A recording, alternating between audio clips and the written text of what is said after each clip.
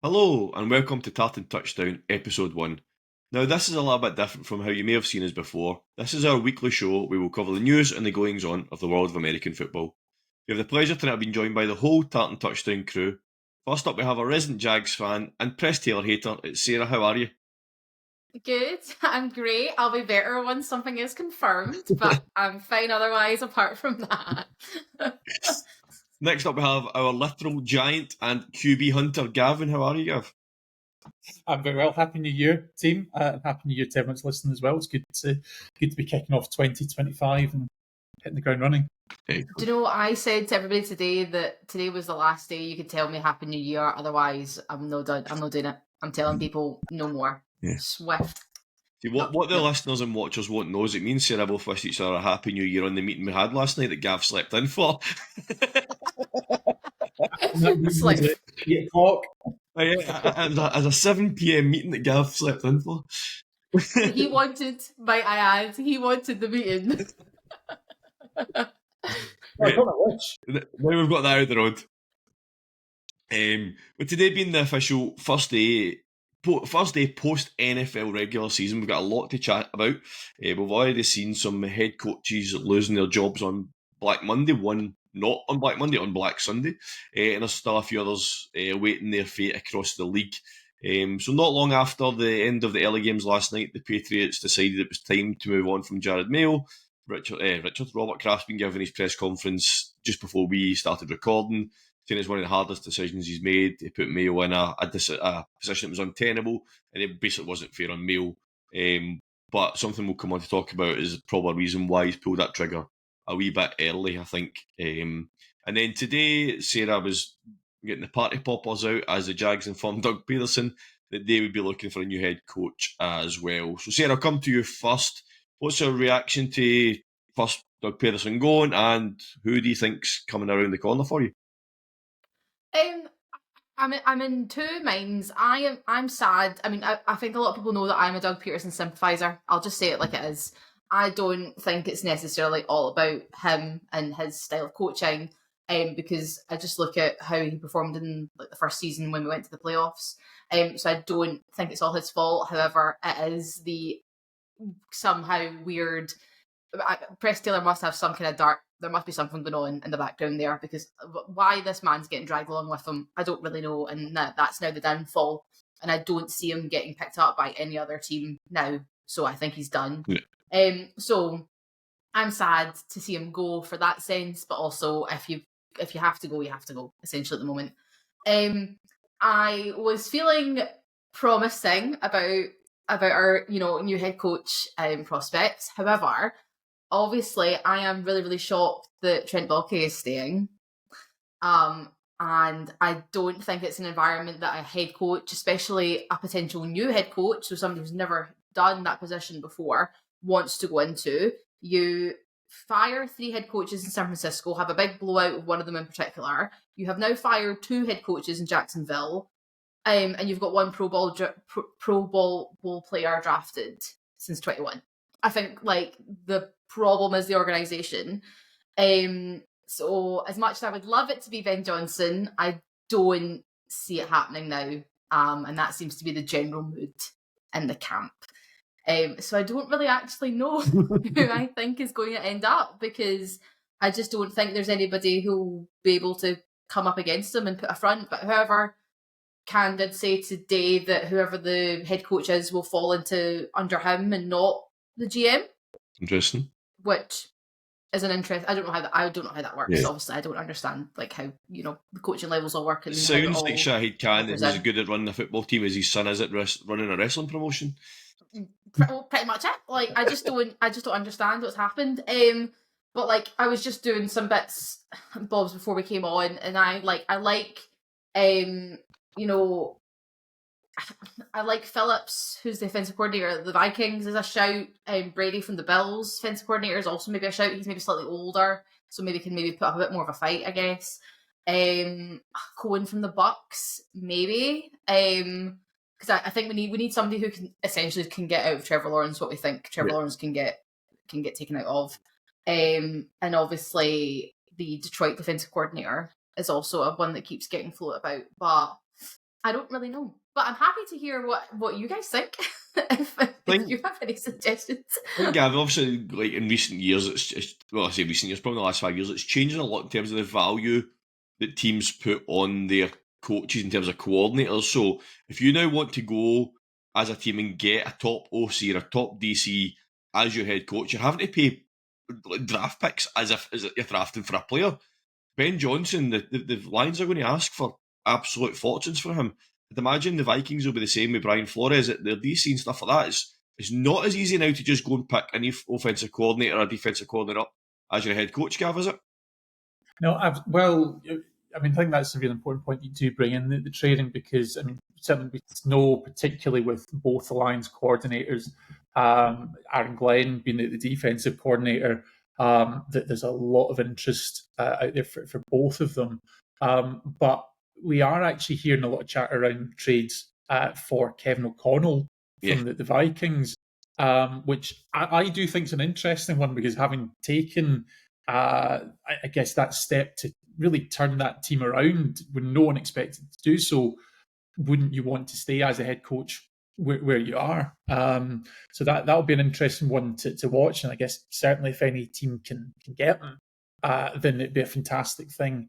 But we do need to bear in mind that there's a lot of good pieces in place in the Vikings. And I think, as Sayers alluded to, and in fact, I think as we could speak to all of the teams that are making head coach moves, there's other things that need to be solved than just the coaching personnel. Yeah.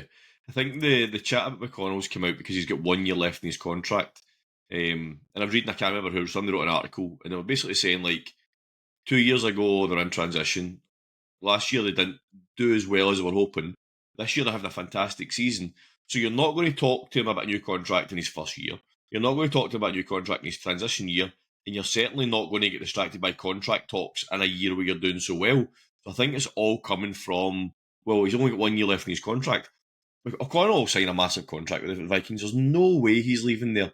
He's got all the pieces at the moment. He's got JJ McCarthy to come back as well. Where else is he going to walk into a situation like that? There's nowhere else in the league, I feel, that he can walk into a position that is ready-made to be exactly as the Vikings are. So for me, O'Connell, he stays in Minnesota and he signs probably a long-term contract. And I think that it's just that usual NFL rumours and stuff like that as well. So, but yeah, it'll be interesting to see, like say, Ben Johnson, Aaron Glenn. There's so many old coordinators out there that let's see what price the teams start asking for these coaches, because I remember when Sean Payton was talked about moving to the Cowboys, and they're talking like you're going to have to give up 2 firsts for him and stuff like that. Do you know what I mean? So it's just mental. Some coaches will go for more than players will, but I genuinely think that we're in a better position than some of the other potential places that some of them could go. I think we would willingly give up the 5th pick, to be honest.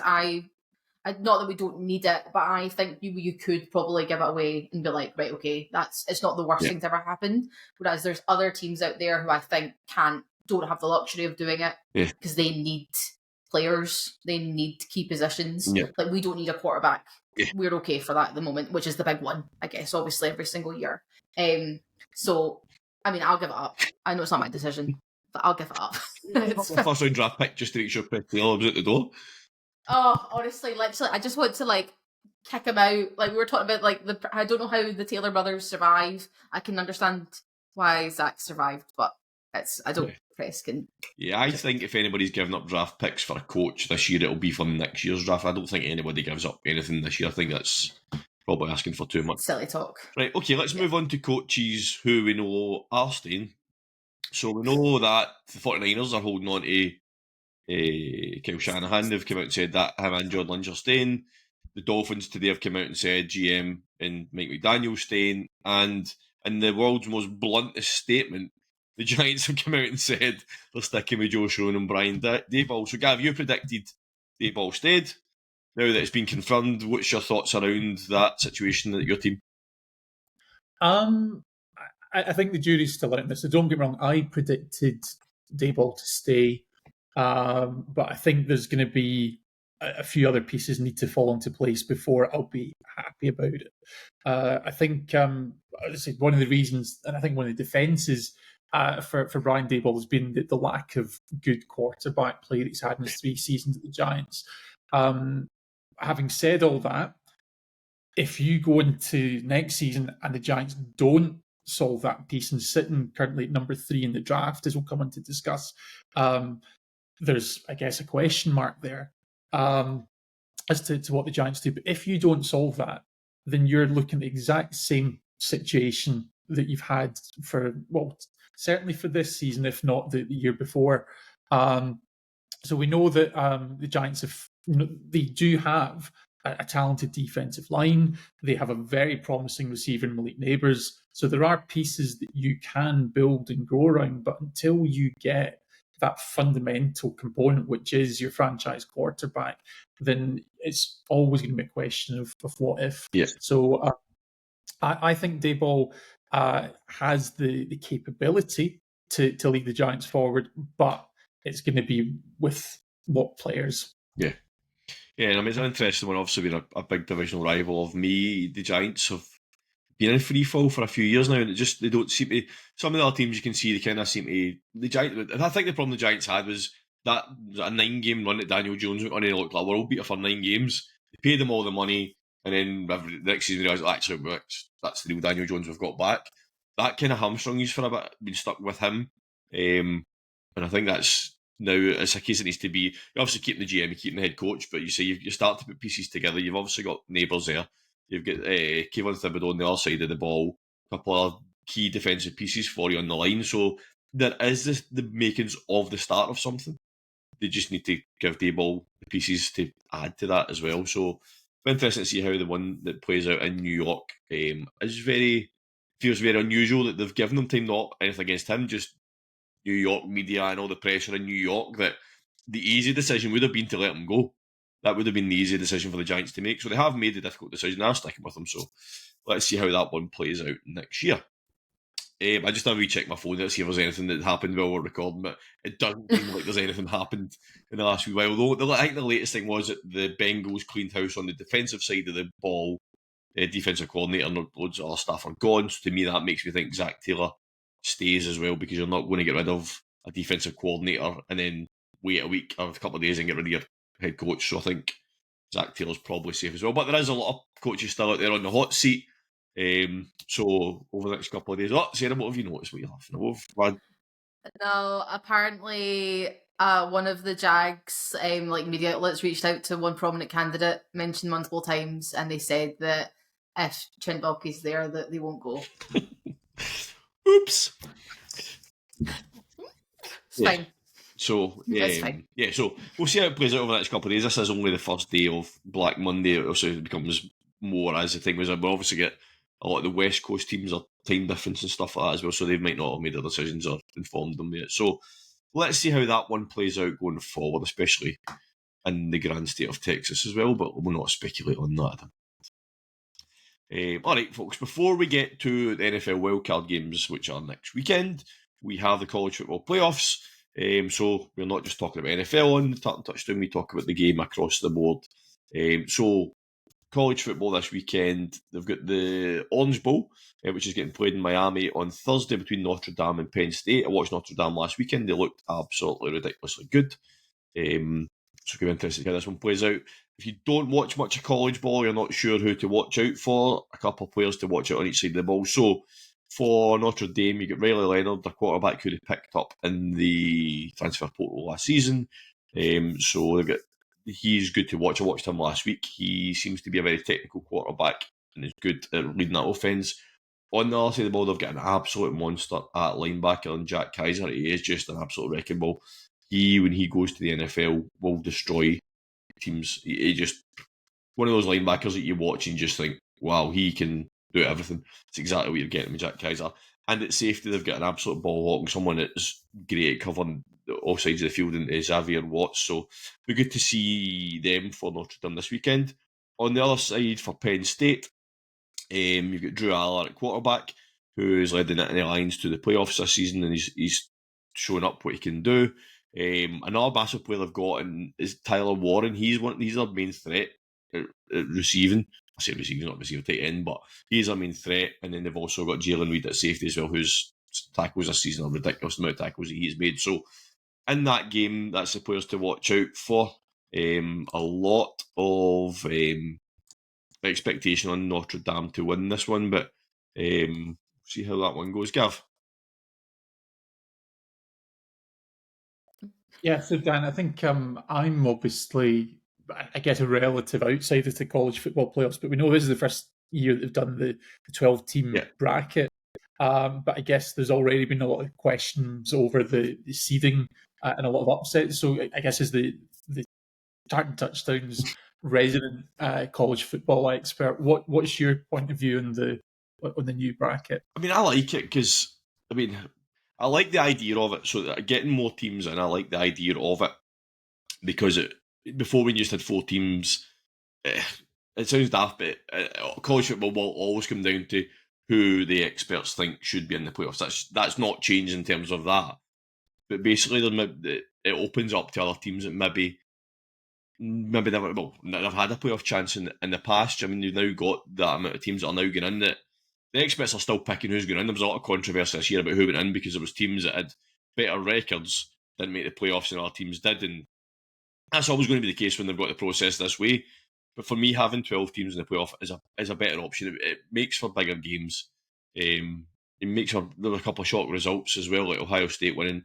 I know they're one of the biggest teams in the college, the biggest program, but they weren't expected to win as comfortably as they did last week. So I like it.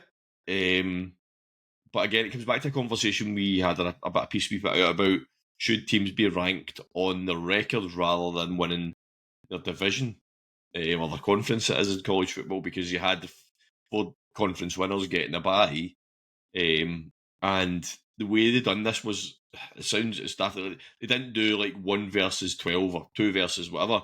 It was picked, so like these 2 teams will play and the winner of that will play that, which is why you've got Ohio State against Texas, because you get 2 of the biggest teams playing each other in the semi-final in the last round as well. So it works in terms of having more teams. I think they still need to tweak how they set the matchups in the playoffs in college football, because there's no real rhyme or reason to it.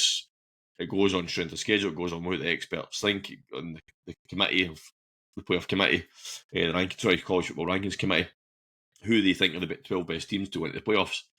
So 5 or 6 of them are standouts. This is who's going to be because they're the best teams in the league. I think this year you had 2 or 3 teams that were very debatable where they should be in or whether someone else should be in. So I do think it's a good idea. It just maybe needs a bit of tweaking, a bit more structure about how they do it going forward. So yeah, I'll be interested to see how it plays out. But it is the first year of doing it. There is going to be teething problems. There is going to be things people don't like and people do like. So we'll see how it goes next season. So yeah, so I think that's. In terms of the second semi-final, we have the Cotton Bowl getting played at AT&T Stadium in Dallas. We have Ohio State versus the home team, Texas Longhorns. So, I mean, if anybody has, just purely off topic for a second in terms of the actual game, if anyone hasn't seen the Texas Longhorns mascot, please go and look them up. Big Bevo, it is ridiculously massive. They actually have a longhorn that sits on the sideline, and it is just ridiculously big. They weren't allowed it, and what did they play last week? Atlanta or Minnesota? They weren't allowed it because there wasn't enough space on the sideline. There's plenty of space on the sideline at AT&T, so I expect Bevo to be here this weekend. So yeah, you think mascots, you think of the NFL mascots when you've got Teddies dressed up, people dressed up as Teddies, and then you've got an actual Texas Longhorn on the sideline. It's a bit mental. And there's also a video of, I think it was 2 or 3 years ago when the Longhorns played the Georgia Bulldogs, and the Georgia Bulldogs dog walked past Bevo's enclosure, and Bevo just charged and chased after the Bulldog. I thought it was lunchtime. So yeah, please go and check those 2 videos out if you haven't seen them before. But anyway, back to the actual game itself. In terms of players to watch, for Ohio State, Jeremiah Smith, a wide receiver, he's ridiculous. He is going to be one of the top receivers in the NFL when he makes it up to the big league. I don't think he'll go very high in the draft, but he's one of those players that he can do ridiculous things on the sideline. They also have another monster linebacker in Cody Simon, and 2 keepers they've got in defence are both safeties. We've got Sonny Styles and Caleb Downs, who are both ridiculous safeties again that will go and have great careers in the NFL. So for Ohio State, that's the players you want to watch. Obviously, they've got a good quarterback in Will Howard, but that's who you want to look at in terms of on that side of the ball.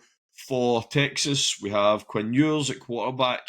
A lot of chat around him entering the transfer portal this season. They also got to the semi-finals, but the problem he's got is his Arch Manning sitting right behind him waiting to play. So there's a lot of pressure on him in terms of that. Is he going to go somewhere else next season for his final year? So we're interested to see what he does. Gunnar Helm at tight end, very similar to Tyler Warren. He's a key receiver for Texas. He just does crazy things. They've also got Golden at wide receiver, who's their other threat, but if you look at tight ends that have come out of college in the last couple of years, like Sam Laporta, Trey McBride, that Gunnar Helm is in that kind of type of player. He's a receiving tight end more than a blocking tight end, so he'll be good for Texas. And then they've got Anthony Hill Jr. at linebacker. There's also a lot of linebackers to watch in this, a lot of safeties to watch in it, a couple of tight ends, a couple of receivers. In terms of where I think the games are going to go, I think Notre Dame probably beat Penn State. I'm not going to say comfortably, but they shouldn't have too much of a problem winning that. Ohio State against Texas is a tough one. If the Ohio State that turned up last week, the Ohio State that we've seen last week turns up, the blow takes out the water. And I think for me, I want to see Notre Dame against Ohio State in the championship game. So yeah, I'm going to go with that. Notre Dame over Penn State and Ohio State over Texas. So keep an eye out those games on Thursday and Friday in the UK. I think they are at stupid AM for us, as in 1 in the morning kickoffs. I think I'll double check the times, and we'll get them up on socials ahead of the games this weekend and stuff like that. So talking about college football, that leads us on nicely to the 2025 NFL Draft, which this year's been hosted actually at Lambeau Field. So obviously the drafts they're normally in the cities, and we've seen Detroit and how crazy that was in terms of they're actually having the draft in Lambeau Field and building it all up. So that's going to be amazing. So it is time for the Tartan touchdown. Way too early. Top 5 draft picks. All right. So we know if the top 5 picks are locked in. We know who's picking 1 to 5. Well, we know who's picking more than that, but we're focused on 1 to 5 here. So with the Titans at 1, Browns at 2, Giants at 3, Patriots at 4, and the Jags at 5. So, Gav and Sarah, what I want you to tell me is who is going where in the top 5 draft picks. And if you have a reason why, give me it as well. So, I'm going to come to Gav. You're first. Well, I think this is where I'm going to be bold right from day one, because I said that the Giants need to sort out the quarterback position. So I might be predicting that at number 1, we will have a trade. I think the Giants will be aggressive. I think they'll move up to take the first overall pick from the Titans. And I think for me, I'm going to see Cam Ward. I think there's a lot of hype around Shedeur Sanders, which could very well be justified. But I'm also seeing a lot of scouts and execs saying that he might not even be a first-round quarterback whatsoever. The other thing that worries me a bit is with the family connection. You might see good genetics, but obviously New York media does having the son of Deion Sanders as a franchise quarterback become a distraction. If not in his rookie year, then certainly 2-3 years down the line. So I'm actually going to predict that the Giants will move up with the and do a deal with the Titans to go number 1. Right. What about the rest of it? Give us them all in a row. Right. Well, with so I'd say that the Giants wouldn't be wouldn't want to go for Sanders. I'm pretty sure that the Browns would be quite happy to go for Sanders. Coming down to number 3. So let's say that obviously the Giants have traded with the Titans. I think the Titans will take Travis Hunter. Take essentially, your Heisman winner, one of the most anticipated players straight off the board. I think after that, I guess, as we said, this is a way too early prediction, but I think Pro Football Focus, I'm kind of born from them there. We've got them taking Will Campbell, the tackle from LSU, and I think that's a difficult one to argue with. They do seem to have franchise quarterback in Drake May, despite the fact that, yes, the Patriots finished 4-13. I think there's a lot of promise coming from Drake May. So the big question is now, how do you help his development? How do you help his growth? One of the key things is, how do you keep him upright? So I think it's going to be, as I say, going with the offensive tackle to assist them there. And then Jacksonville Jaguars. Now, this is where, I guess this is where Sarah's going to perhaps correct me straight away, because we know, they're set quarterback. They do actually have a big weapon already in Brian Thomas Jr. in weapon in the good sense. So I'm thinking that they're actually going to go defense, and I think we're going to go with Will Johnson, who's the cornerback from Michigan. Right, Sarah's nodding in agreement there. Right, Sarah, give us your top 5 picks. Okay, I don't think the Giants will be able to take the first pick off the Titans, because the Titans need a quarterback as well. I don't think they'll trade down for it. So, but I think the Titans will take Sanders at number 1, because I think they'll just take him. Personally, I don't really know much about the college prospects this year anyway, so I'm just going to run. So Sanders at number 1. I don't know what the Browns are going to do. Maybe they'll take Travis Hunter, because I don't know what we're going to do with their QB situation. I don't care enough about that man to care wherever he goes or whatever he does. I think you'll take. I still think that the Giants will end up with Cam Ward. Anyway, that was also my prediction. I could see. I agree with the. I don't think the Patriots need a quarterback. I think Drake May is totally fine. I think they will continue to build on him. I could maybe see them taking McMillan, because I think they need some other wide receiver to give them something to work with. And then I think that the Jags will take Will Johnson if they're still the 5th pick. But I could also see them taking Banks Jr. for an offensive tackle, because our O-line is also shocking, hence why Trevor was so banged up this season. So that's my very quick top 5. Having no idea about any of them. All right, I'm going to follow suit with Gavin. Believe the number 1 pick is going to be traded, but not to the Giants. I think the Patriots are going to move up to number 1. And the reason I think that is because I think the Patriots head coach is going to be Mike Vrabel. All right, and I think he will want a defensive player that he can mould, because that's what he does. He's a defensive main coach. But what the Patriots also need is an elite wide receiver. That is the problem they've got. So you need a defensive player. You need an elite wide receiver. So why not get the 2 and the 1? I think the Patriots move up to 1 and they take Travis Hunter, because why would you not take him? Do you know what I mean? He has a generational talent. He says he wants to play both sides of the ball in the NFL. Well, he's allowed to do that. I'm not, as another question, but it's one of those ones that I think the Patriots move up and take Travis Hunter, because they need a receiver and they need something on that defense. They've obviously got Christian Gonzalez, so that would complement him on the other side of the field if they had Travis Hunter as well. So Travis Hunter to the Patriots. Number 2, I think the Browns take Cam Ward. They need a quarterback, but I think they are going to pick up a vet in the offseason to sit Cam Ward behind. Cam Ward is a very good quarterback, but whether he's NFL ready or not yet is still to be seen. I think that the Browns go after Kirk Cousins. I think that's where he lands, and Cam Ward sits behind him to learn the game for a season or 2, and then he moves in. Number 3, I think the Giants, I don't agree with it. I think it's a terrible decision, but it's the Giants and we know what they can be like. I think that the Giants are taking Sanders. I just think it's happening. I agree with what you say, Gav, with the NFL execs and the scouts. It's just that Sanders is a good quarterback. He is a good quarterback. Right? I'm not going to diss him. He is not a top 5 NFL draft quarterback. It's the hype machine. We see it all the time in college players. I mean, to the extent Trevor Lawrence has done okay, but the hype machine that was behind Trevor Lawrence was ridiculous. We've seen it with Caleb Williams last season as well. I'm not saying it didn't justify it, but it was the hype machine. And with Sanders, it's just at another level. So I think the Giants will. I think the Giants will fall for it. I think the Giants take him at 3. So I think they'll feel that their arm will be twisted. So I think in your mock draft, with Ward already being gone, like I said, I think they have to fix the quarterback position. And if Ward's gone, then I can see that happening. Who are we going to take next? Yeah.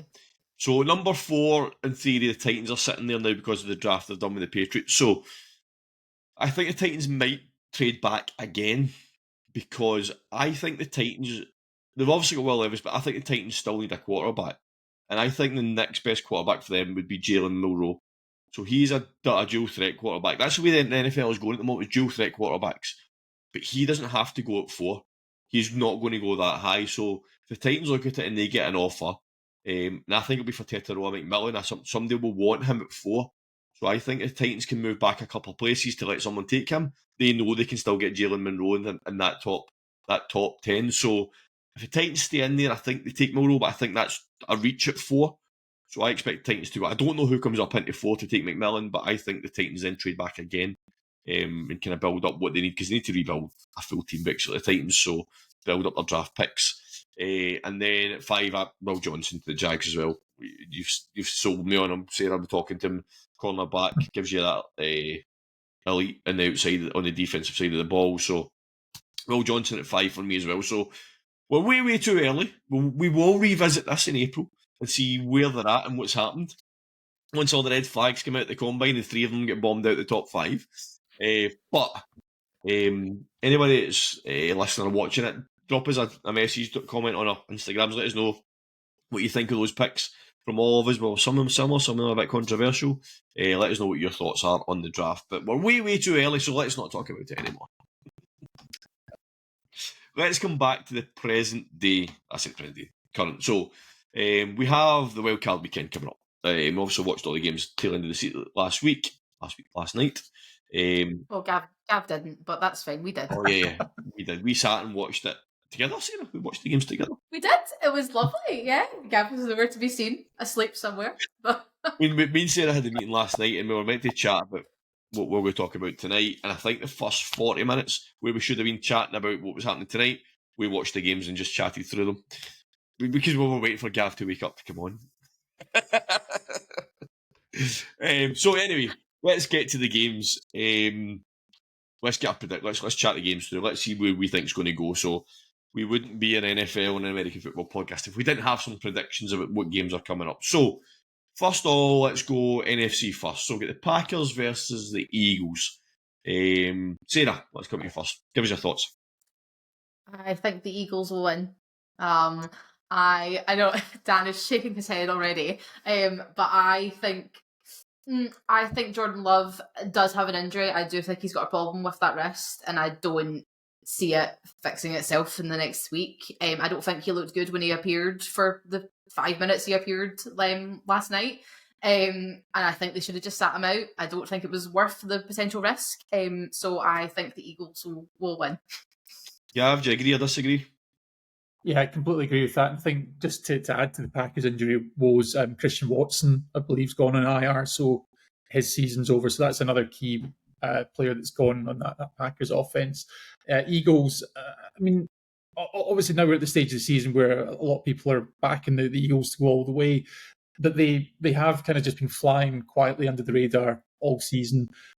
Only dropped 3 games, very effective. I think, it's hard to see, as much as you get a bit of PTSD, Dan. I can't see a repeat of last season's Wildcard Weekend.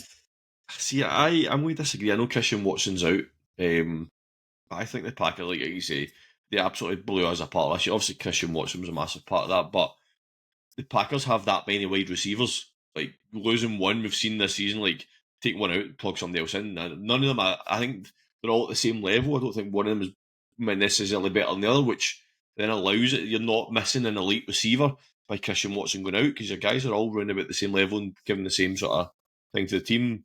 I think we could be in for a shock here. The big question is, can the Packers stop Barkley? If they can slow Barkley down and stop Barkley, then the Eagles are going to rely on Jalen Hurts throwing the ball to win the game, and I've been saying it all year. I don't know, something going on behind Sirianni. I still don't know what that is. But if the Eagles need Jalen Hurts to win them the game, I don't think he does. So I'm going to put my neck out right on the first bat and go for the Packers on that one. So, disagreement. Next one, Bucks, Commanders. Gav, where's this one going? So I guess there's a lot of chat this year we've seen in socials with Amon-Ra St. Brown talking about how we should reseed the playoffs. So we've got the 10-7 Bucks hosting the Commanders. Now, when I think about that argument that comes up pretty much every wildcard weekend now, what I think about is the Beastquake game back in 2011 when we had a Seattle team that I think were the first ever to go to the playoffs with a losing record, but they had the home field advantage against the Saints, and they had a talismanic player in Marshawn Lynch to inspire them to victory. And I think those are the things that are going to happen here. I think the Bucks, powered by Baker Mayfield, are going to beat and I think really upset the Commanders, who have had a fantastic season. But I think just even that experience, I think, is going to pay dividends for the Bucks. Commanders get nothing to lose, but haven't really been in a game this big for some time. Yeah, I mean, I agree. The Bucks I think will be too strong. The only question I've got with the Bucks is Mike Evans going to be able to run with that $3 million sitting in his pocket after last night? Me and Sarah were sitting watching it thinking, can't believe the Bucks have done this to them when Bucky Irvin ran that touchdown in. And then when they get the ball back to him, we're like, oh, he's going to... And then, yeah. He's going to get his $3 million. Literally, we were like, thank God. Yeah. I am a big Baker Mayfield fan. I think he has found a home in Tampa Bay. You see it often with quarterbacks where they go these places. He's been all over the place, but he's found somewhere that suits him. It's very similar to Jared Goff, I think. He's found a home in a place that suits him. I have liked what I've seen from the Commanders this year. I knew Dan Quinn would go there and do well. I probably wasn't expecting it to be as quick as it has been.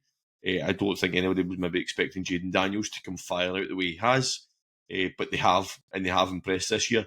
I think, you say, Gav, it comes down to experience. I think the Bucks have been here before. I think it's the NFC team with the biggest running the playoffs in whatever it is, consecutive years. They're the only team that has done it in so many consecutive years, but they do play in the NFC South, so it does make perfect sense why they do it every year. But I think the Bucks will have too much for the Commanders. Sarah, what about yourself? I completely agree. I don't have anything additional to add apart from that. I just think that it'll come down to experience, essentially. That I just think the guys in the Bucks know what's coming, understand the pressure, understand what needs to happen, and the Commanders are still getting. I mean, obviously they've done so well to be kind of obviously in their rebuild and kind of moving forward, and no one thought it would happen. But I just think that Baker Mayfield is too in the zone, yep, and just gets it. So yeah. Okay, so the Bucks get the first ever Tartan touchdown clean sweep. So get your money on the Commanders to win. Next, Vikes and Rams. So Vikings were not impressive last night. I watched the highlights this morning. I think a lot of that though was down to the Lions' defense. The Lions' defense was superb last night. The Vikings are in a position where they're in for a reason. They're not. One game's not going to sum up their season. Rams, I think the Rams, like, genuinely, I completely forgot that they were doing so well because they've just been so under the radar this season. I mean, they've literally just got on with their job and nothing flashy, nothing fancy. And suddenly here they are winning the NFC West. Obviously helped by the downfall of the 49ers probably this season as well. But who, as a note, finished bottom of the NFC West. It's crazy. So, yeah, Vikings, Rams. I never like writing Matt Stafford off because he can do it whenever he wants to do it. But I think the Vikings and Kevin O'Connell's new 5-year contract that he's going to sign will win this game. Gav? So, this is funny. I feel like the Vikings should win this game, but I'm going to throw in, I guess, a little X factor to this. The Vikings have just come off that game against the Lions, and the Lions. So I will say that I think that the Vikings lost to the Lions because it's the Lions. However, the Lions are brutal, and we saw, I think, with the Bills, Josh Allen went to Ford Field, came out with the win, then had to go to LA immediately after that, and he couldn't get the job done in a shootout, admittedly. So I'm trying to find where the banana skin game is in this Wildcard Weekend, and I actually think that it's the Vikings 14-3 are going to struggle against the Rams. I really was thinking it should be Minnesota, and I believe Dan Campbell when he said see you in 2 weeks, but I think actually a beat up Vikings might struggle against a rested Rams. Let's hear it. Vikings for me, Rams for Gav. Where are you going? I'm also going to go with the Rams. I totally, they've just been flying under the radar. Like they bet the Ravens. Like, we all need to remember that they bet like a stacked Ravens team.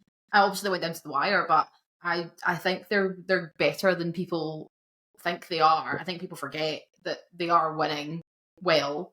I think the lines are absolutely brutal. So if I'm trying to bounce against that, coming back from that is too difficult. So I totally agree with what Gav just said there about how I just don't see how the Vikings can pull it back. They looked messy last night. It's not even just their defense. They looked messy. They looked like not put together. They didn't look like the team that they have been the whole season. I don't know what.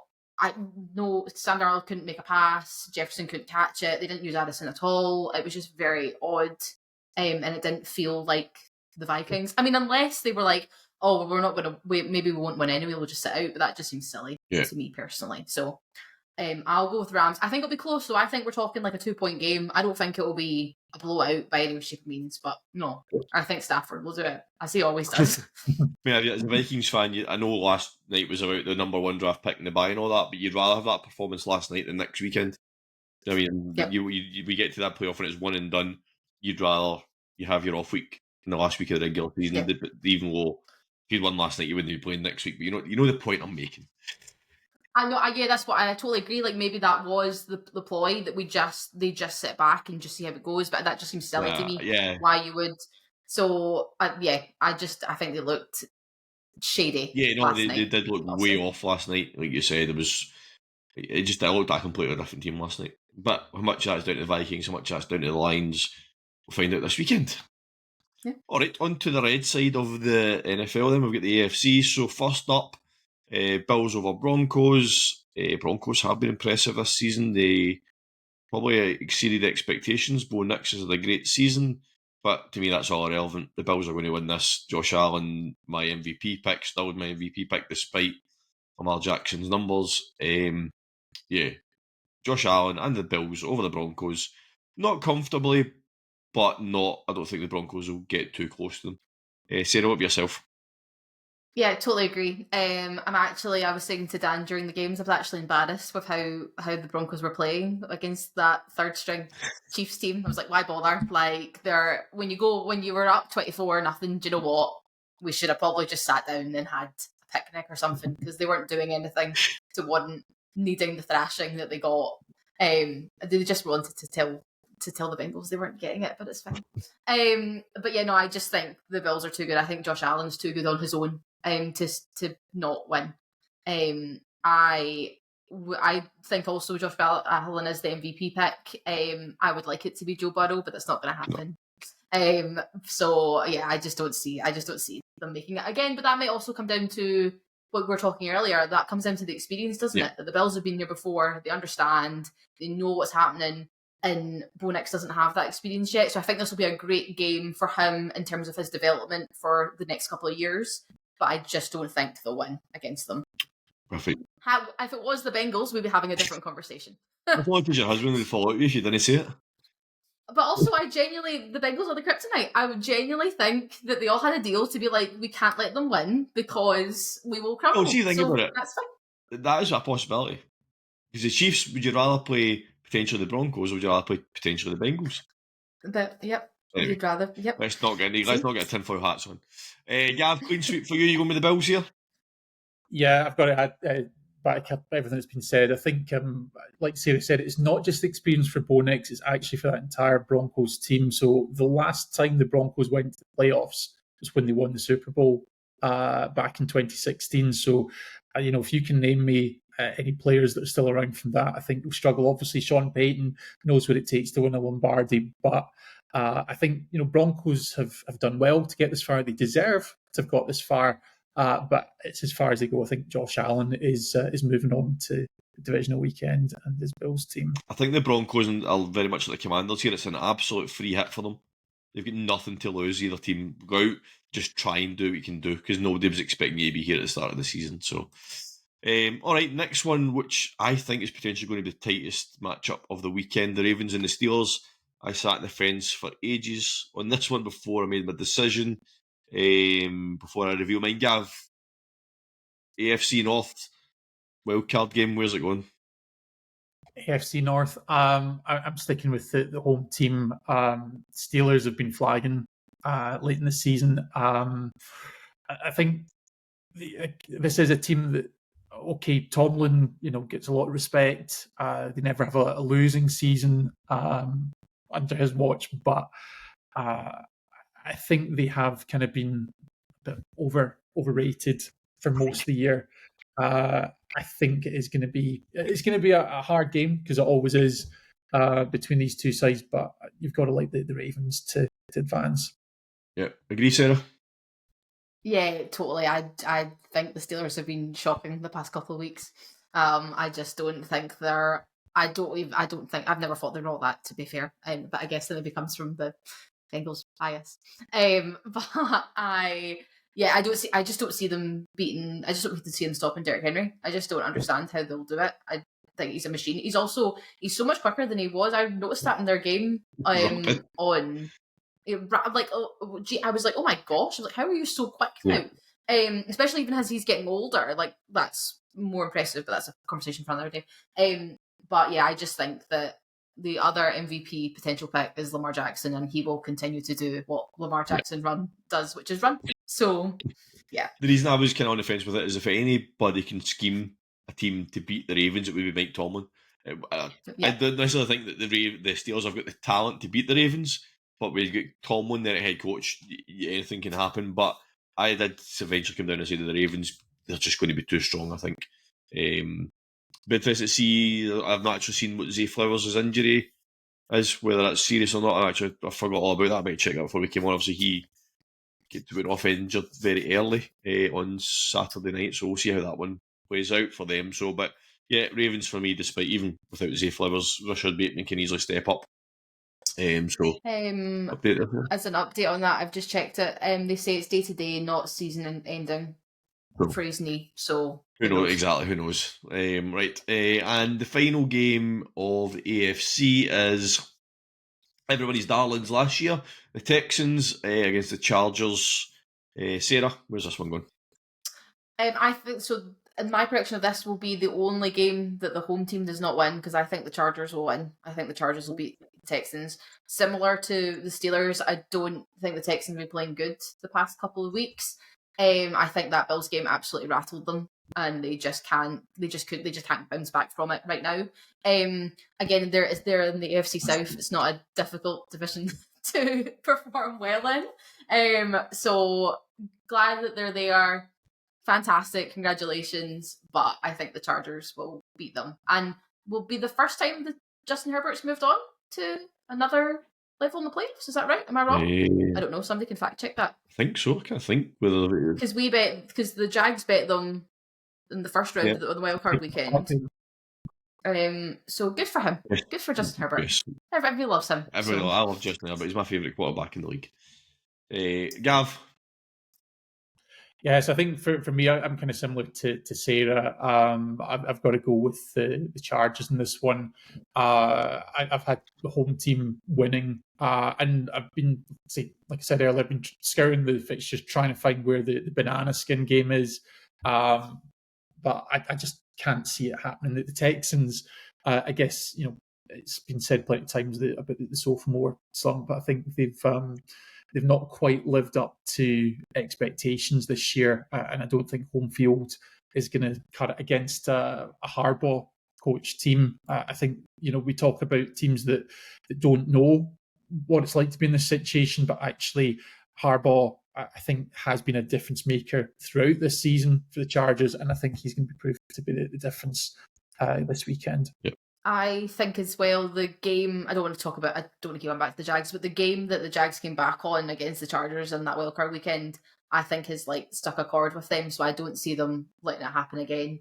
Again, they've been here before. It's been a while since they've been here, so I just think that, I think they'll just demolish them. I think the Chargers are very much like the Rams, have went completely under the radar this year. I think when they've made all the changes in the offseason in terms of who went out, Keenan Allen went out, Austin Eckler went out, nobody was expecting anything of the Chargers this season. but suddenly they're in the playoffs. And something I've just realised there, that when was the last time the AFC West had 3 teams in the playoffs? It must be a long time since that's happened.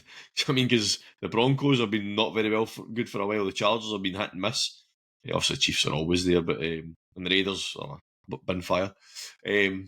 So yeah, I think the Chargers win this. I think something I read just before we came on air is that there is a rookie quarterback who has the better season than Caleb Williams, who's not Bo Nix, who's not what's his name, Jaden Daniels. Caleb Williams has had a better season than CJ Stroud. Threw for more yards. He's the same amount of touchdowns. He's gave up less interceptions. Only thing that Stroud gets in terms of the key matrix is he's got a 0.7% better completion rate, but Williams got a better passer rate. That's ridiculous, considering what the expectations on the Texans getting out this season was. That Caleb Williams, with the Bears and the way they've played, is a better passing record than CJ Stroud. So yeah, teams have schemed them. They know what's happening. So the Chargers for me. And Justin Herbert, the man with the perfect spiral, will lead the Chargers on to the next round of the playoffs.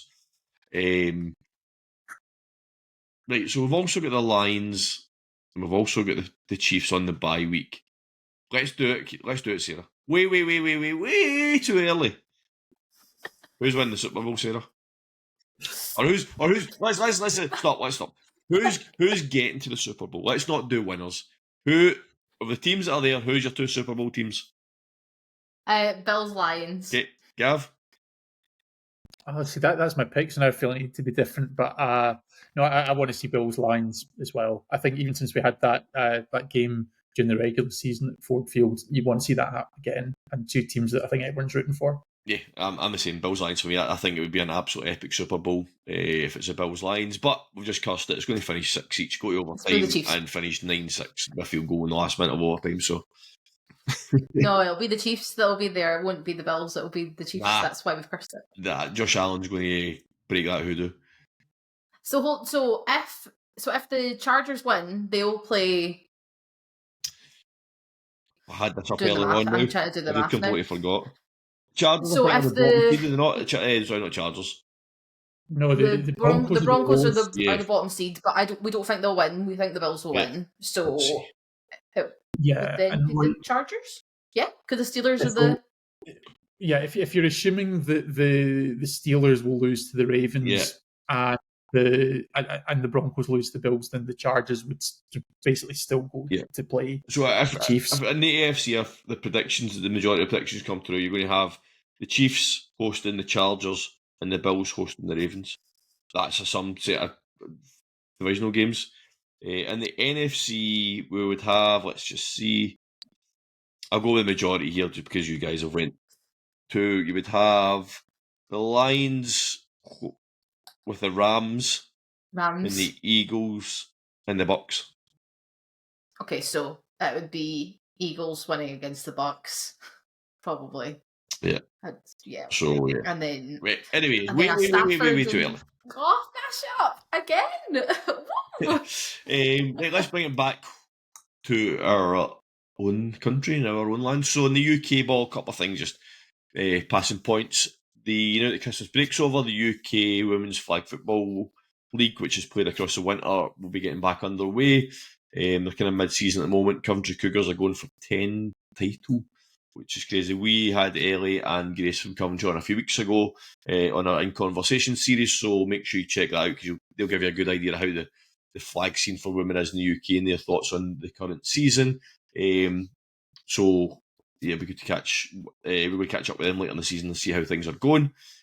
Also, we get to that time of year where tackle football teams will start to do their off seasons, maybe a bit too early for that, but start to do their rookie days and come along and join us and try out the new sport and stuff like that. So we've seen a few of them starting to pop up on social media over the last couple of days. So we'll start kind of highlighting them.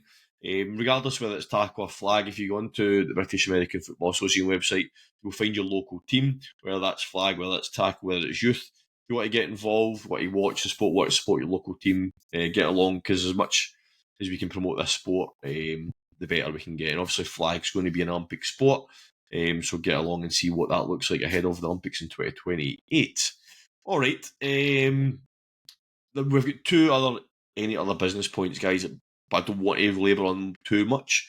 So first one, I just want a one-word answer for you for this one, right? Tyreek Hill. He said he's out, he's done, he's finished.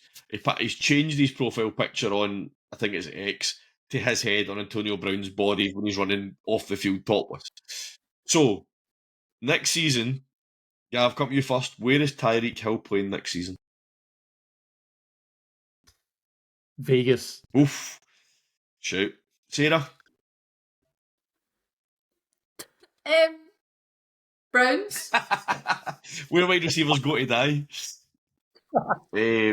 I think he will go to the Chargers. Chargers need a receiver. I enjoyed Gab's Raiders predictions, but I didn't want to copy him, so I just said the best one that came to mind. That's a massive talking point. We could be here all night talking about it, but something we'll watch with anticipation over the next week or so, and it's maybe something we can delve into a bit deeper next week when we kind of see the fallout. Because was that just a reaction to the last game of the season? Like, where's he thinking? Mike McDaniel's kind of ignoring it at the moment, so we'll watch out how that plays out this week. Does he go back to the Chiefs? Nah. Well, he put a post out praising the Chiefs the other day, didn't he?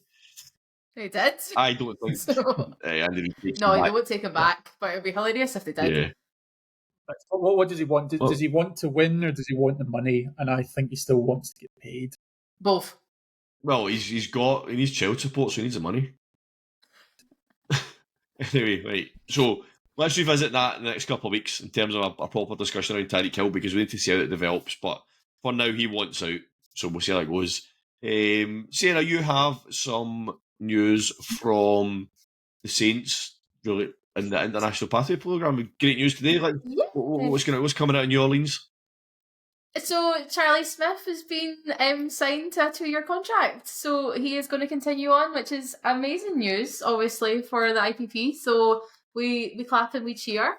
We love to see players making waves. Hey Charlie, if you're listening and you want to come on the pod, hit us up. That would be nice. We can chat all about New Orleans. But yeah, just great to see somebody making really good waves and getting continued on in the programme, because that's what the programme's all for. Yeah. So absolutely buzzing for him and can't wait to see how the next 2 years go for him. Yeah, it's excellent news. For those that are watching us and don't know, the International Player Pathway Programme is a thing the NFL have got across the world. Players from countries that maybe wouldn't get the break in the NFL don't go through the NFL college system. Charlie Smythe is a kicker coming from Ireland. He got his chance through the National Pathway Programme. He signed. We spoke to Fraser Latake early in the season. He also went through the International Player Pathway as well. And he gave us a good insight into how it all works. So if you're wanting some more information on that, check out our conversation with Praise, and you can see how the process works and stuff like that. And obviously hoping that he makes waves next season for the Panthers as well. All right. Well, for the first episode, guys, that's been a great chat. We've had loads to talk about. Covered a lot of stuff. We've got a lot of differing opinions, which is what we want. We don't want to be boring. We don't want to be, you said that right, you're correct, I agree with you. That's not what we want. We want a bit of controversy. We want a bit of back and forward, and I think we've had a good bit of that tonight. For those that are watching and listening, thank you for tuning into episode 1 of Tartan Touchdown. This is the first of our weekly episodes following the goings on in the world of American football, so we will be back next week. Make sure you keep up to date with our Instagram or TikTok for our latest content and what we've got coming. It's at Tartan Touchdown on both of them. Until next week, we'll see you soon.